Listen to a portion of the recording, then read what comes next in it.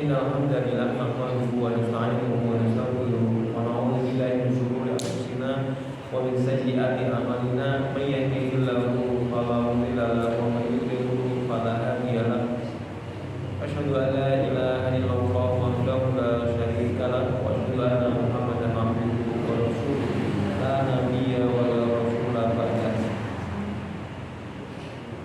Allahumma shalli ala Muhammad wa ala alihi wa ashabihi wa man tabi'ahum bi ihsanin ila yaumil qiyamah, amma ba'd.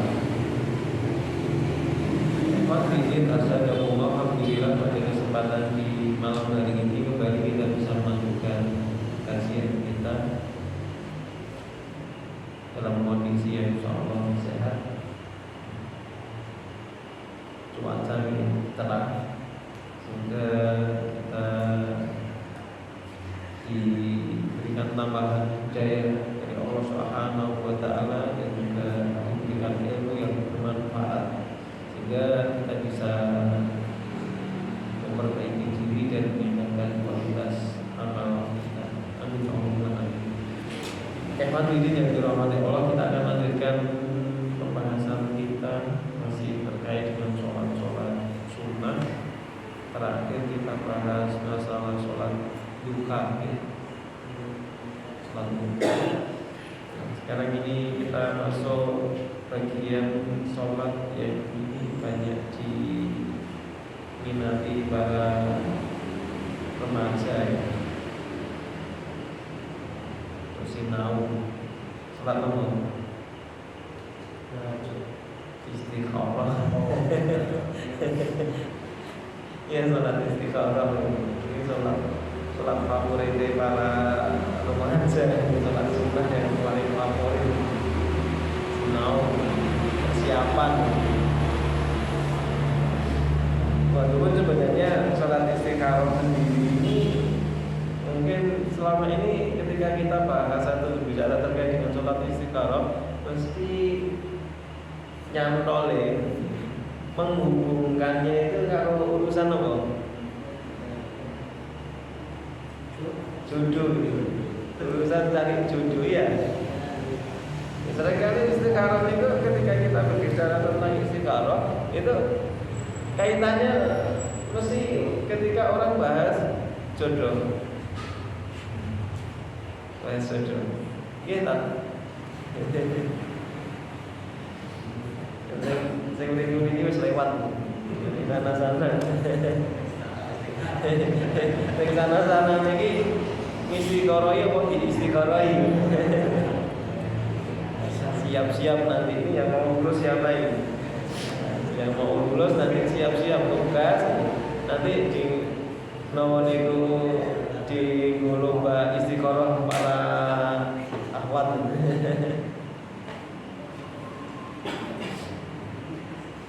Kalau ini yang dirahmati Allah, sebenarnya istiqoroh itu sholat yang kita laksanakan ketika kita ini bimbang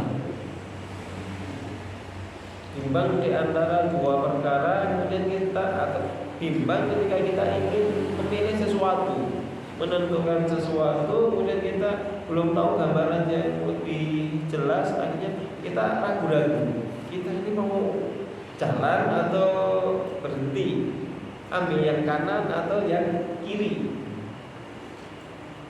milih si A atau si B, tetap lanjut apa putusan itu kan. Coba biasanya kita melaksanakan istiqoroh atau masyarakat secara umum umat Islam menjalankan atau melaksanakan sholat istiqoroh ini rata-rata gitu. Mungkin ada yang enggak, rata-rata diamalkan ketika mau milih kan gitu kan. Biasanya ada yang sudah biasa melaksanakan sholat istiqoroh. Belum. Tak kira biasa. Istiqoroh insyaallah. Tapi sebenarnya tidak harus semacam itu. Ketika kita melaksanakan sholat istiqoroh itu boleh dilaksanakan ketika kita ingin melakukan sesuatu tapi kita masih ragu-ragu. Contoh nanti kita lagi libur akhir tahun, libur akhir tahun nanti mau piknik, camping atau mateng ke hafalan, murojaah, mungkin ke apa yang sudah dihafal. Istiqoroh kira-kira yang paling baik yang mana? Mestinya kan gitu kan. Caranya istiqoroh. Nanti mau selesai dari sini, mau lawan itu tugas dulu ya. Selesai tugas mau lanjut lawan itu kuliah atau gimana itu? Kadang-kadang tidak istiqoroh kita. Ya butuh menurut logika kita. Tapi kalau urusan nikah, biasanya tetap istiqoroh isi. Saya punya tetangga cukup akrab. Itu mau lawan itu dia berprofesi sebagai petani. Berprofesi sebagai petani, habis panen itu besok mau nanam apa lagi itu istiqoroh dulu.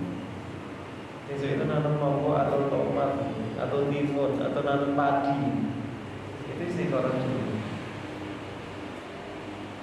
Mungkin mau beli HP, ini pakai merek yang mana? Kalau perlu istiqoroh dulu.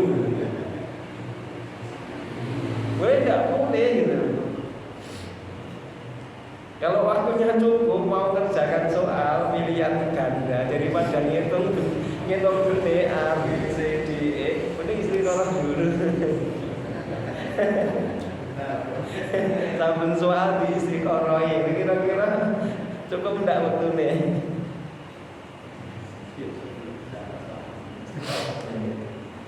Jadi itu terkait dengan istiqoroh. Orang mau jualan misalnya, ini mau ke pasar yang mana? Besok pagi mau ke pasar yang pasar Karanggede, pasar Lego atau pasar Ngampel, boleh istiqoroh dulu, tidak masalah. Misalnya pasaran di sini teman itu wakil lagi, ternyata pas wakil itu Karanggede, terus ada lagi pasaran yang wakil itu yang Pengging. Besok aku mangkat yang Karanggede mau yang Pengging, tidak masalah istiqoroh dulu. Tapi ada enggak yang semacam itu? Jangan dilakoni. Gitu. Boleh, kenapa? Kita ingin melakukan sesuatu itu berdasarkan bimbingan dari Allah, berdasarkan petunjuk dari Allah. Sudah ditarik karo Gusti Allah gitu. Sudah kita pasrahkan kepada Allah, minta diberikan pilihan yang terbaik. Dan kemudian yang perlu diperhatikan yang namanya istiqoroh. Yang pertama yang harus kita lakukan kalau kita sholat istiqoroh, pertama harus benar-benar ikhlas. Istiqoroh itu bukan nodong sehingga itu. Karena banyak orang melaksanakan istiqoroh itu gayanya atau modelnya itu nodong Gusti Allah. Kita sudah punya kecenderungan pilihan. Aku ini pokoknya inginnya pilih si A. Terus yang patut mantep istiqoroh. Tapi kita sendiri sudah punya pilihan. Hati kita sudah punya kecenderungan si A, bukan si B. Atau kita punya ajaran kudu terus, tidak berhenti. Itu berarti kita nodong Gusti Allah. Kalau kita memang istiqoroh itu dengan ikhlas, kita kosongkan dulu kecenderungan kita benar-benar pasrah sama petunjuk dari Allah. Itu berarti nanti ketika kita mendapatkan nomor hidup petunjuk, kita dimudahkan ke arah yang mana, maka itu benar-benar hasil istiqoroh. Tapi kita jangan tidak sama sampai kondisi seperti ini. Biasanya udah punya kecenderungan. Bahkan ada orang yang berdoa itu, ya Allah kalau dia jodohku, mudahkanlah ya Allah. Kalau dia bukan jodohku, jodohkan dengan aku. Kalau dia jodoh orang lain, putuskan dia dari orang lain itu dan jodohkan dengan aku. Ya sok banget lah.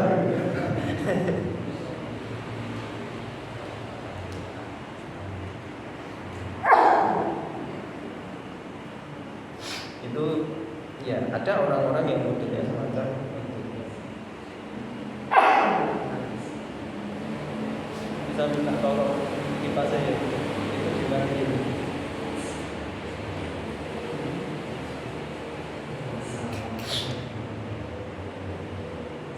Apa ini? Saya itu agak alergi sama dingin.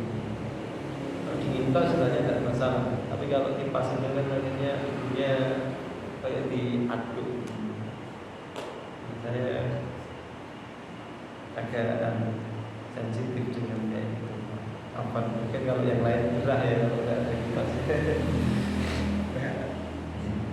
Nah, kita lanjut lagi. Jadi istiqoroh itu semacam itu, kita benar-benar pasrah sama pilihan Allah. Itu kalau kita istiqoroh. Nah, kalau kita sudah pasrah sama pilihan Allah, maka apapun yang terjadi mesti itu yang terbaik. Lah kok ternyata hasilnya setelah dijalani tidak sesuai harapan, itu yang terbaik. Nah, tidak seperti itu jalannya. Kita pilih yang lain mesti lebih buruk gitu. Jadi hasil istiqoroh nanti yang terjadi itu mesti apapun kondisinya itu yang terbaik. Walaupun itu kondisinya tidak baik, itu yang paling ringan nomor itu madharatnya. Nah kok ternyata ini orang tentrem. Ya itu kalau dengan yang lain lebih ruwet. Kalau kita pilih yang lain pasti lebih sengsara, lebih ruwet. Jadi ketika kita sudah memilih, sudah istiqoroh dengan benar, yang kemudian kita jalani, kita dimudahkan untuk satu urusan, kok ternyata tidak sesuai harapan, maka itu adalah hasil yang terbaik. Walaupun kita mungkin tidak senang, tapi itu kondisi yang terbaik. Kalau tidak semacam itu, mesti hasilnya jauh lebih buruk. Itu yang harus kita pahami semacam itu. Jangan mengeluh aku istiqoroh tapi kok yo kayak gini hasilnya. Bukan salah istiqorohnya. Kemudian yang berikutnya, istiqoroh itu tidak, hasil istiqoroh tidak mesti dengan mimpi. Tidak harus lewat mimpi. Bersolat istiqoroh boleh impen, itu tidak harus kayak gitu. Kan banyak yang semacam itu kan. Pokoknya agar beristiqoroh mesti boleh impen. Ini kita mimpi apa? Tidak harus. Tapi ketika kita melakukan istiqoroh dengan benar, maka kita akan dimudahkan ke satu urusan. Dan yang akan dimudahkan, boleh jadi tidak harus lewat mimpi. Boleh jadi apa urusan kita ini dimudahkan kepada satu pilihan di antara beberapa pilihan. Yang mungkin sebelumnya ini kita tidak. Ini kalau si A itu tidak mungkin, cara peluangnya sangat kecil. Tapi setelah istiqoroh ternyata kok dimudahkan. Berarti terlalu banyak orang yang sebut kebetulan gitu. Ya kok bener nih? Nah kira-kira semacam itu istiqoroh. Ini menurut prediksi kita ini angel, tapi ternyata lu kok gampang mendengarin.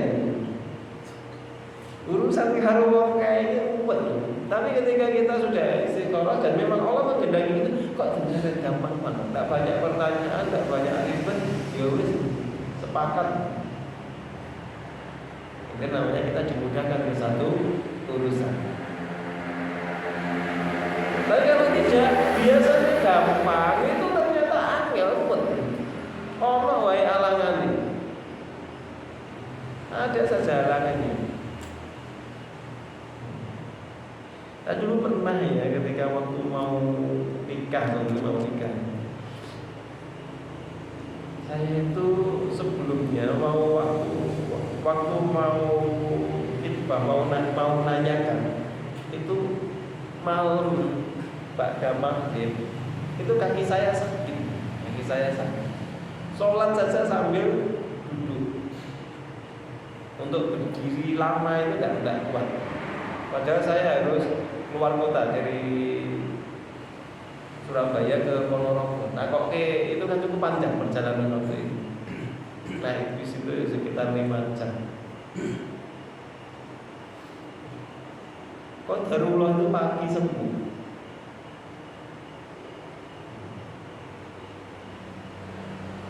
Tapi sudah kadung janji, sudah terlanjur janji.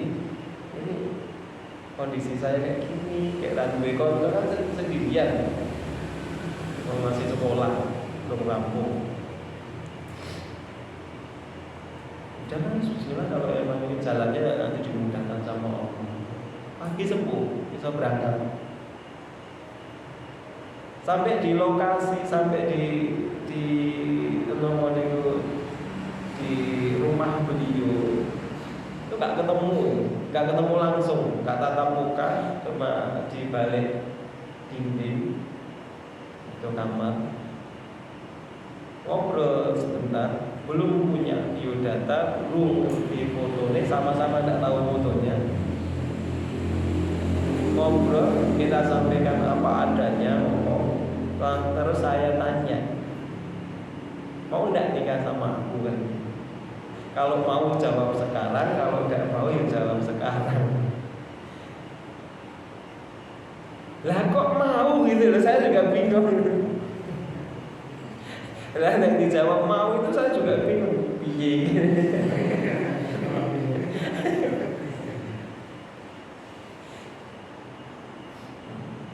Satu masalah selesai, bocah. Itu belum ngomong sama orang tuanya kan, ngomong sama anaknya dulu kira-kira gimana. Mau enggak? Ya mau. Dia belum tahu saya, wujudnya kaya apa yang berhenti. Saya juga belum tahu dia. Fotonya lo ngira.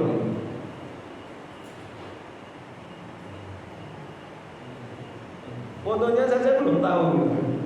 Ini orangnya tinggi atau pendek, putih atau hitam, rambut, tidak tahu sama sekali. Pokoknya bismillah. Wis istiqoroh, wis masyarakat Gusti Allah. Satu masalah selesai.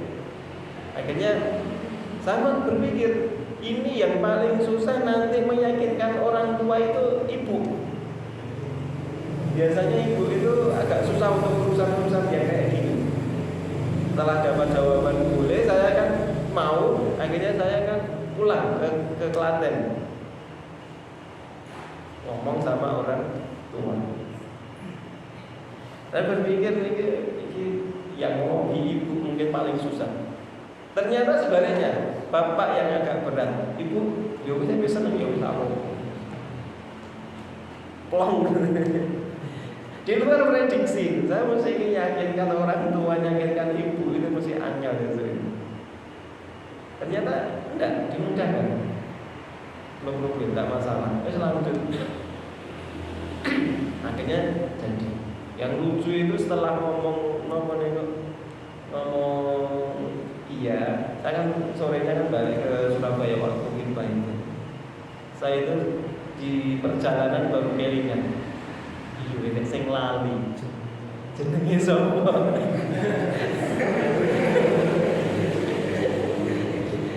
Cuma tahu nama panggilannya toh, jenenge komplit enggak ngerti. Baru zaman dulu kan belum ada HP, telepon lewat warnet, teleponnya lewat warnet. Baru pagi hari berikutnya saya ngebel, kemarin ada yang lupa. Apa jenengmu sapa?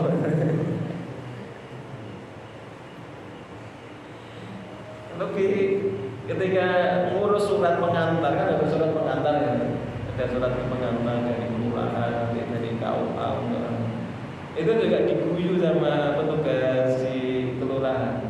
Kan harus tahu nama orang tua, alamat, tanggal lahir dan macam-macam kan harus begitu. Saya ditakon ini, lah tanggal lahirnya gimana?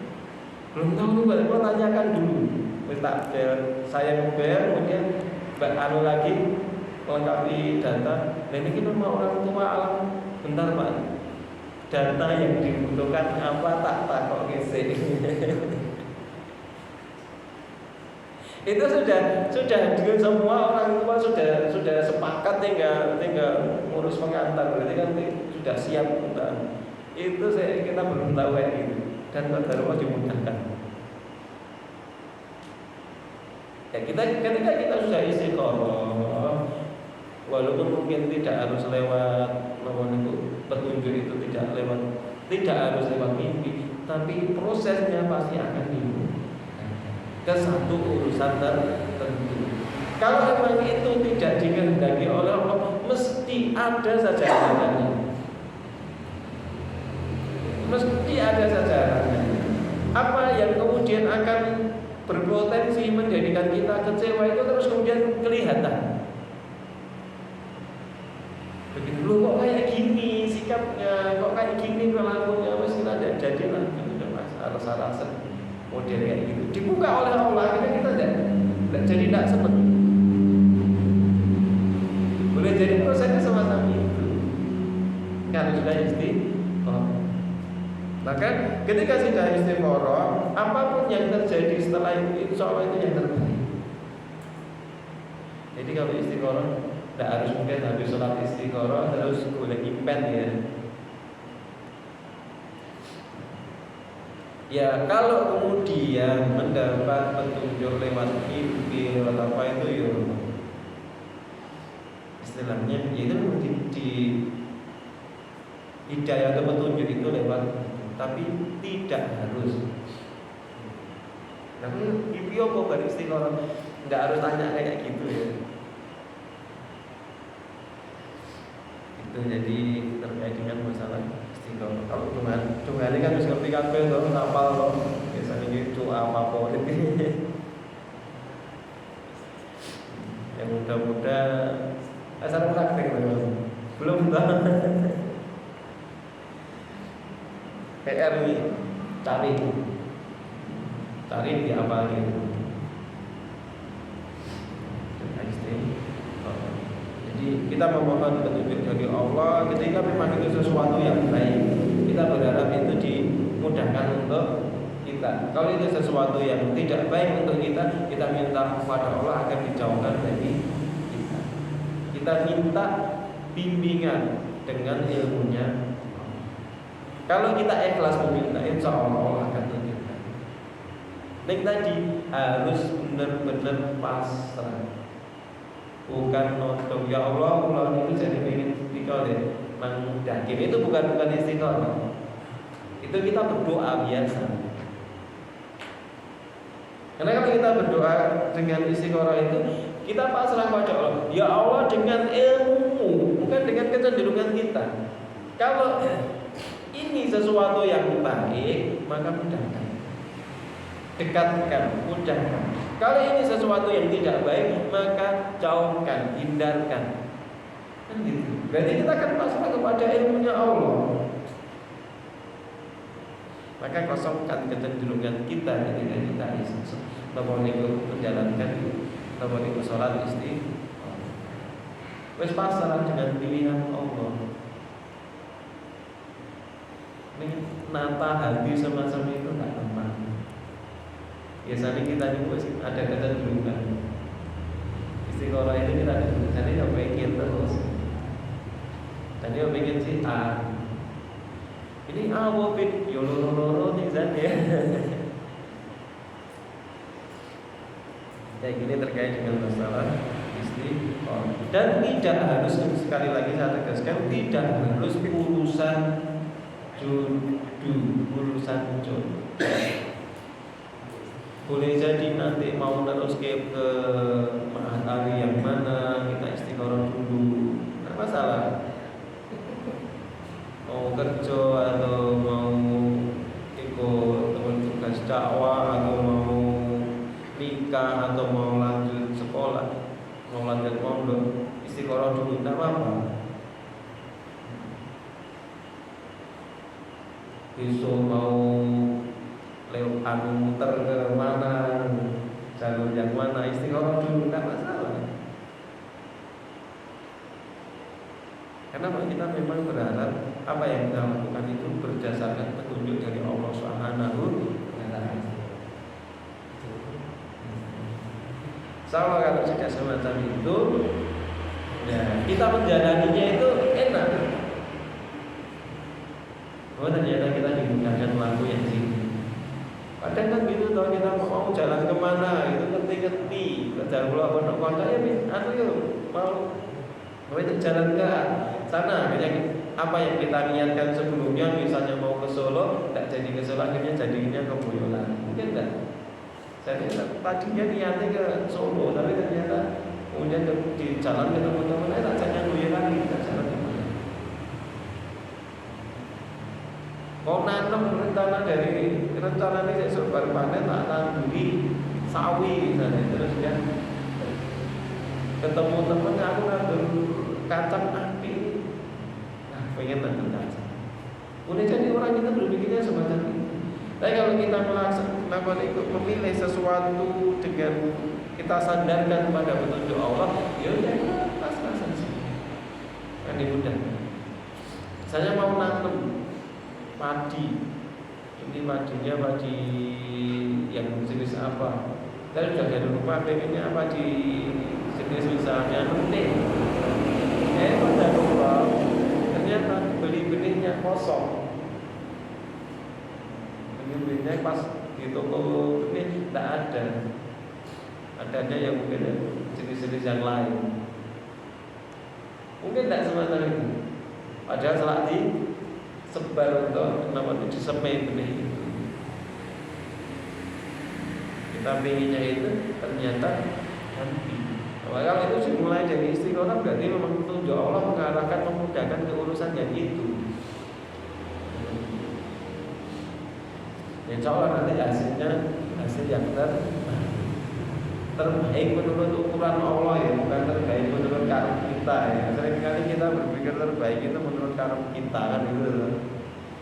Nah kalau misalnya hasil setelah istiqomah itu tidak sesuai harapan, maka kita berpikirnya jangan kok ini dari istiqomah itu kita ingin hasil yang terbaik, kok ternyata tidak semacam tidak sesuai keinginan kita.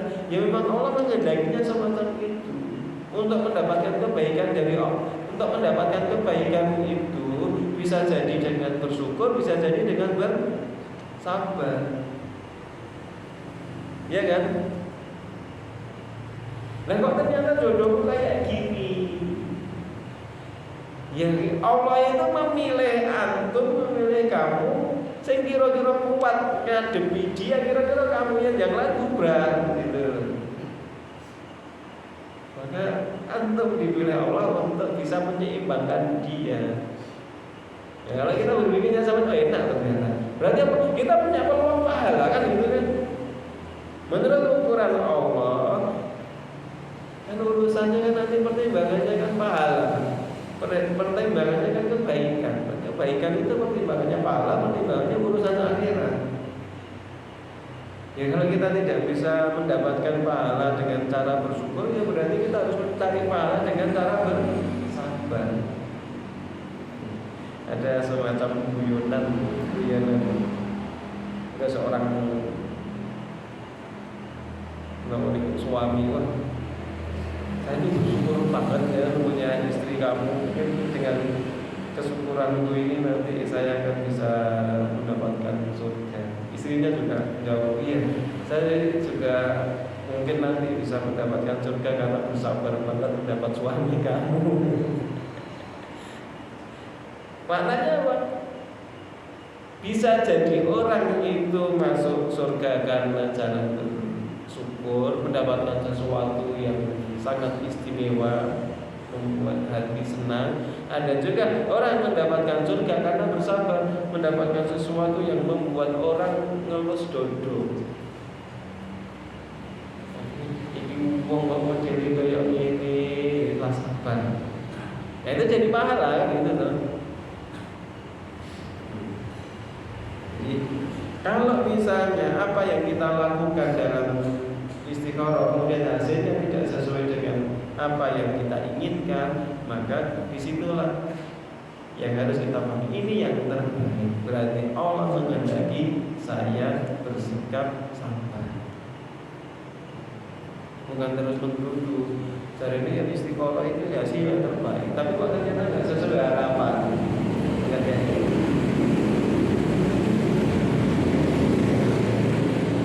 Jadi itu istiqoroh. Kemudian yang berikutnya yaitu sholat tasbih. Walaupun ini juga ada beberapa yang mempermasalahkan tentang sholat tasbih, tapi ini ada satu riwayat kita perlu baca.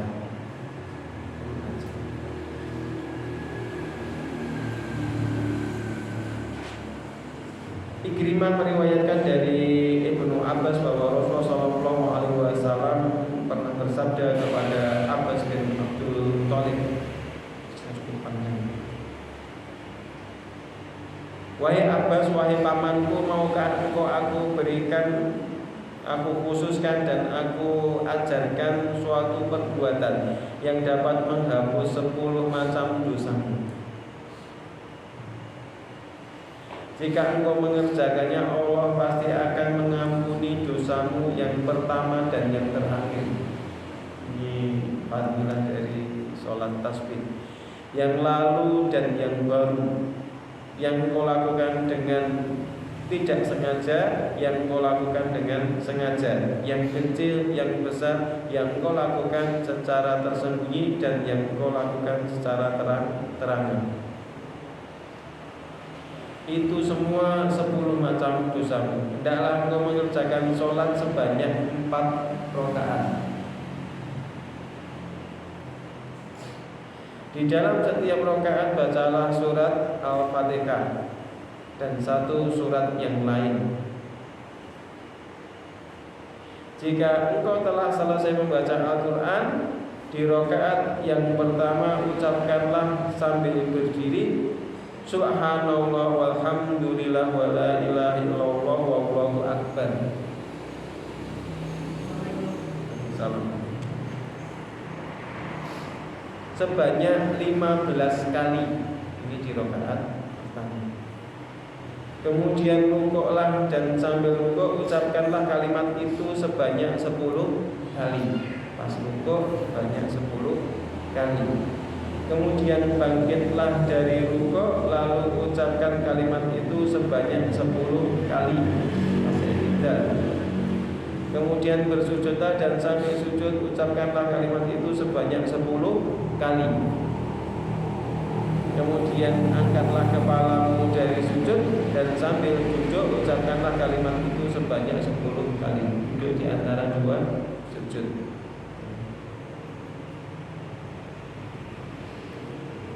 Kemudian sujudlah kembali dan ucapkan kalimat itu sebanyak 10 kali. Kemudian angkatlah kepalamu dari sujud dan ucapkanlah kalimat itu sebanyak 10 kali. Jadi kalimat itu diucapkan sebanyak dalam setiap satu rakaat. Jadi dalam setiap satu rakaat mengucapkan Subhanallah walhamdulillah wa la ilaha illallah wallahu akbar itu sebanyak 75 kali. Ini sholat tasbih yang dibaca surat Al-Fatihah dan satu surat yang lain. Bebas, surat Al-Baqarah boleh, surat Al-Imran boleh, Al-Ikhlas juga tidak apa-apa. Di banyak 4 rakaat. Apabila engkau dapat mengerjakan sholat ini setiap hari, maka kerjakanlah. Jika engkau tidak mampu, maka kerjakanlah dalam satu Jumat atau satu pekan, setiap pekan sekali. Jika engkau tidak mampu, maka kerjakanlah dalam 1 tahun sekali. Tiap tahun bisa. Jika engkau tidak mampu mengerjakannya, maka kerjakanlah sekali dalam seumur hidup. Ini riwayat dari Ibnu Abbas. menjelaskan tentang sholat tasbih. Fadilahnya ini akan menjadi penghapus dosa. Sholat yang kita kerjakan agar dosa-dosa kita diampuni, yang besar maupun yang kecil, yang tampak atau yang tersembunyi, kemudian yang sengaja atau tidak sengaja, yang besar maupun yang kecil, yang dahulu atau yang baru. Misalkan caranya semacam itu. Nama bacaan suratnya tidak ditentukan, kemudian waktunya ini juga tidak ditentukan. Nek iso setiap hari, nek tidak bisa seminggu bisa. Kalau belum mampu 1 tahun sekali, atau mungkin sebulan sekali. Tidak mampu setahun sekali, tidak mampu minimal seumur hidup bisa. Dan ini kalau dilakoni ya cukup lama ini. Baca kalimat subhanallah walhamdulillah wala ilaha illallah wallahu akbar dihitung 5 setiap rakaat, berarti dalam 4 rakaat 300 kali. Lama enggak? Lumayan kali dulu. Tapi itu menjadi satu sarana kita berharap dengan sholat itu mendapatkan ampunan dari Allah. Semakin merasa banyak dosanya, ya semakin sering melakukannya. Nek wis rumong seorang di dosa, ya monggo. Ada yang tak merasa tidak punya dosa. Yang merasa tidak punya dosa ya. Tapi kalau kita masih merasa punya dosa, mungkin perlu mengerjakan sholat ini.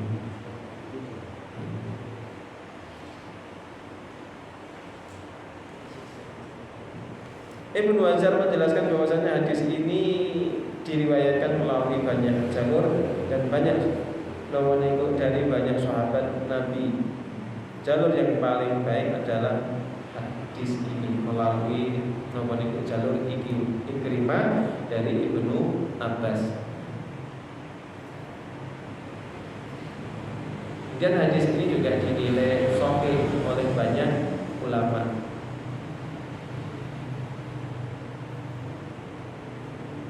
Kemudian Ibnu Mubarak berkata, sholat tasbih sangat dianjurkan dan disunahkan untuk dikerjakan di setiap waktu. Jadi terkait dengan sholat tasbih ini, hujahnya insyaallah dinilai sahih oleh banyak ulama.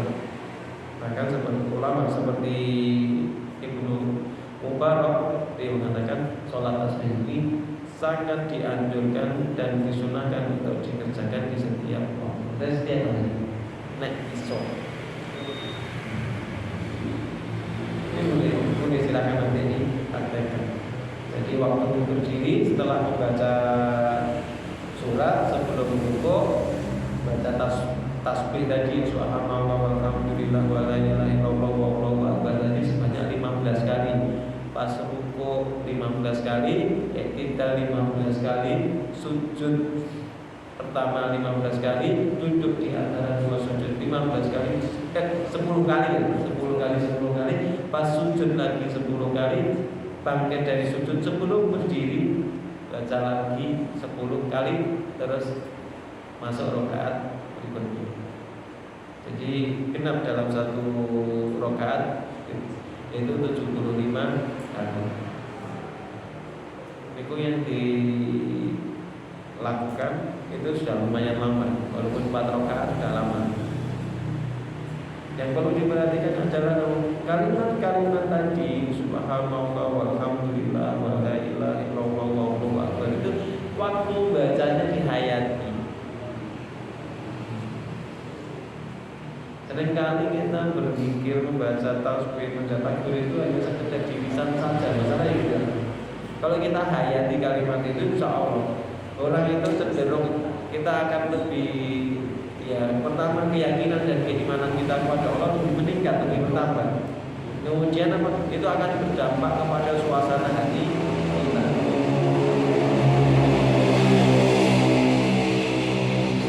Yang menjadi problem seringkali kita baca zikir, baca tasbih, baca tahlil dan macam-macam itu hanya sekedar di lisan saja, tidak saja. ada dampaknya kepada hati kita. Nah ini disindir oleh para ulama-ulama zaman ulama-ulama yang soleh, ulama-ulama terdahulu. Dulu generasi awal dari umat Islam, para sahabat mengucapkan kalimat-kalimat zikir ini itu toh nyawa gitu. Resikonya nyawa. Sebagaimana para sahabat itu mengucap la ilaha illallah itu dia harus siap dipukuli, siap diusir, bahkan siap dibunuh kan itu. Kalau kita mengucapkan kalimat la ilaha illallah itu siap bintang, disyukuri, mulai gak berkatnya gitu kan. Beda mentalitasnya beda. Yang dulu itu mengucap kalimat la ilaha illallah golek surga, saiki golek sego gitu kan. Kayaknya kita sering kali mengucapkan kalimat-kalimat zikir tadi itu hambar, tanpa berzikir sama Allah rampung lali yang Gusti Allah. Bahkan pas mau coba tidak ingat sama Allah. Lisan saja mengucap Allah, mengucap la ilaha illallah, mengucap subhanallah. Neng atine iki lali karo Gusti Allah gitu. Maka sebenarnya ini poin pentingnya di bagian dengan membaca zikir sebanyak itu, subhanallah walhamdulillah wala ilaha illallah wallahu akbar, kita baca sampai 300 kali.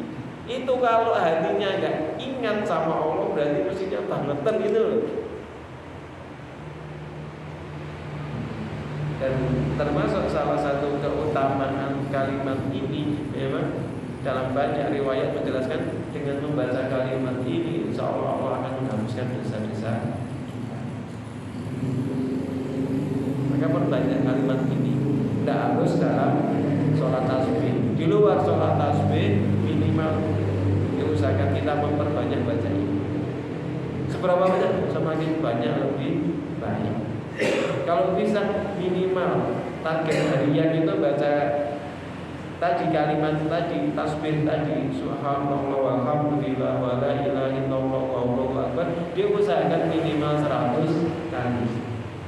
Nek ra iso ya 200 itu.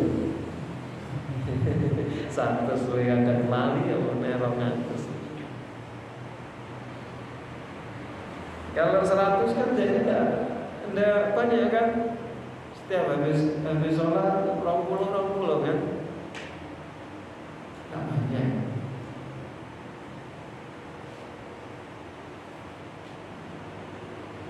Ada satu riwayat yang menjelaskan orang yang baca kalimat itu 100 kali maka orang di hari itu Rasulnya dia adalah orang yang terbaik di hari itu kecuali ketika ada orang lain yang membaca lebih banyak. Maka perbanyak kalimat tadi, membaca kalimat tadi. Enteng itu kalau di jalan itu daripada mikirin ngelamun, misalnya di jalan naik motor itu kalau baca itu kira-kira ya luwih eling karo Gusti Allah kan gitu. Sambil ngarit baca subhanallah walhamdulillah wala ilaha illallah wallahu akbar ya ora apa-apa gitu. Boleh. Enggak masalah kan? Di sini sambil bersih-bersih masjid, nyapu masjid, sambil setiap nyapu itu subhanallah walhamdulillah wala ilaha illallah wallahu akbar. Enggak masalah, yang penting tidak berani pas bersih-bersih di kamar mandi kan gitu kan. Yang penting bukan di lokasi itu saja.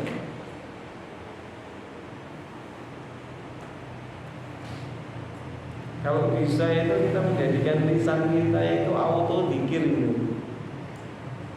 Kayak Abu Bakar itu dalam satu kisah dijelaskan beliau kalau mau masuk kamar mandi harus menggigit sesuatu entah kayu atau batu kerikil.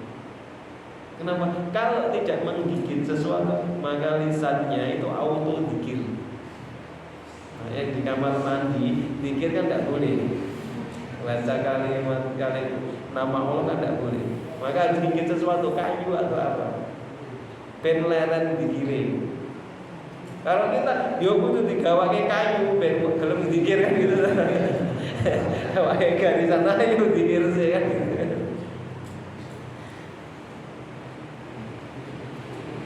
Itu bedanya kita.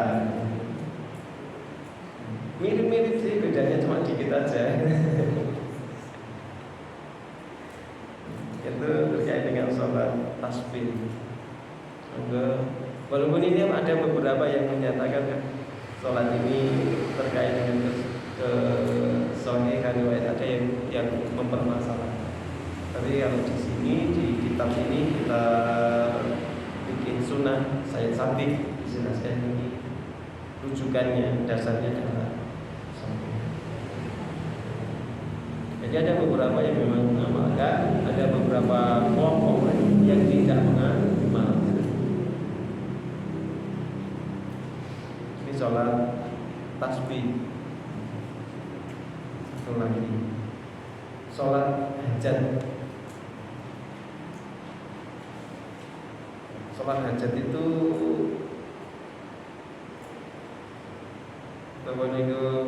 ketika kita memiliki suatu keperluan, kemudian kita sholat minta kepada Allah.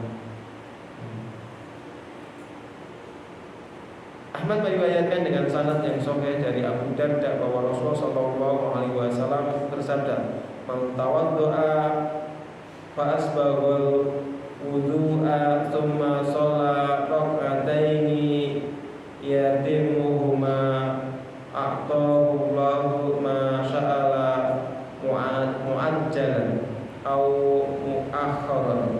Barang siapa berwudu dengan menyempurnakan wudunya, kemudian mengerjakan sholat sebanyak 2 rakaat dengan menyempurnakan sholatnya, memperbagus sholatnya, maka Allah pasti akan memberikan kepadanya apa yang dia minta, baik yang cepat maupun yang lambat. Jadi ketika kita ingin sesuatu, berharap sesuatu, kita boleh pakai sholat ini. Kita berdoa, sebelum berdoa kita sholat dulu, sholat 2 rakaat, itu namanya sholat hajat. Apa yang dibaca? Sebagaimana sholat yang biasanya, Al-Fatihah, kemudian kita membaca surat yang kita mudah. Mau surat Al-Baqarah juga boleh, Ali Imran juga boleh, mau dikhatamkan satu Al-Quran juga boleh, mau Al-Ikhlas saja ya ora apa-apa.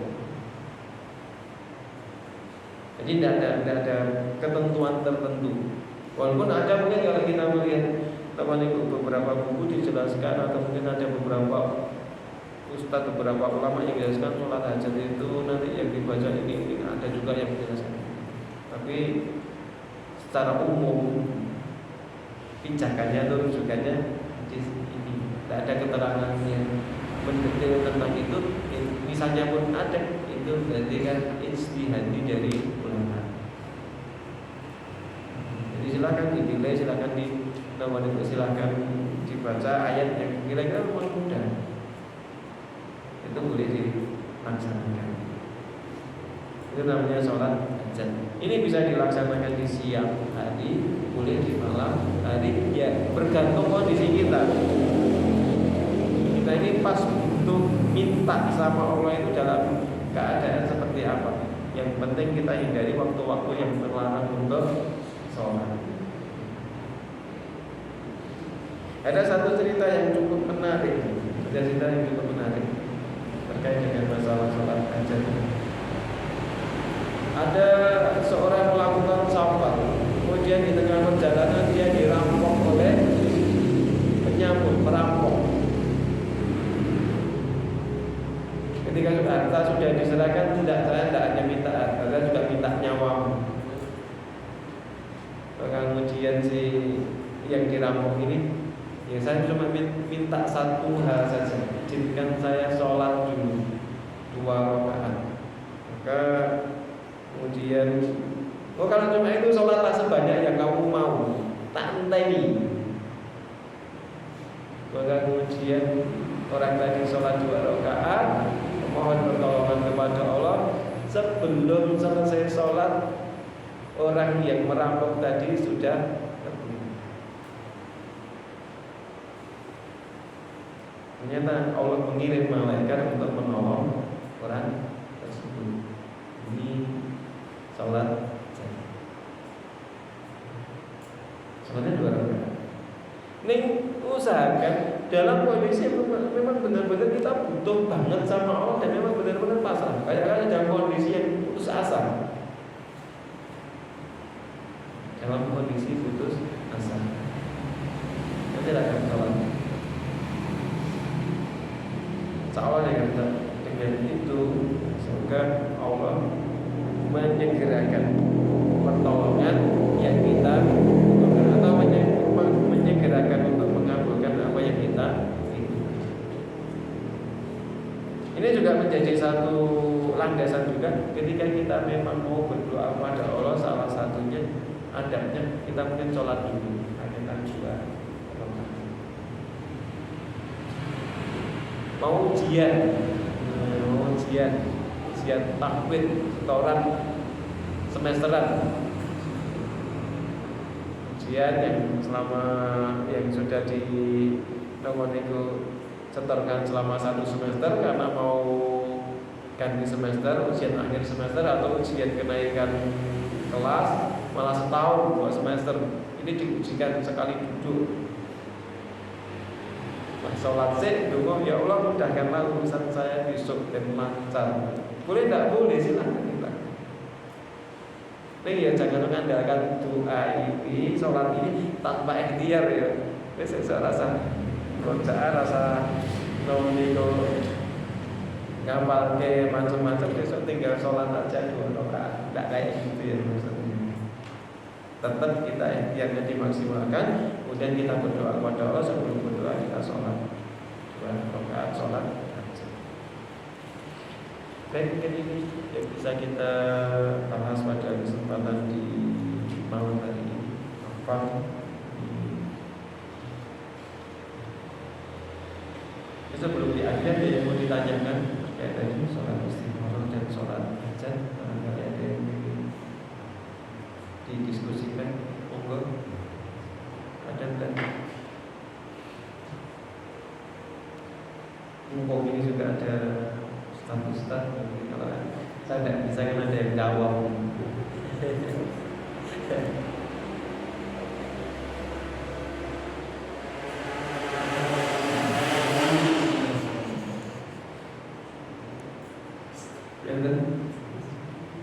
Tidak ada, berarti alhamdulillah saya paham. Saya ngajar tahu di sini para santri, para ustaz paham kan semua. Ya, saya mulai pada Ustaz Sam yang penyimak saya. Nanti kalau ada yang keliru ya silakan dikoreksi. Ya, mungkin ini yang bisa kita bahas pada kesempatan malam hari ini. Apa kata teman-teman Cina kondisi pas ini alasnya kamu ini. Saya mohon maaf yang sebesar-besarnya. Kita akhiri doa kafaratul majlis. Subhanaka Allahumma wa bihamdika asyhadu an la ilaha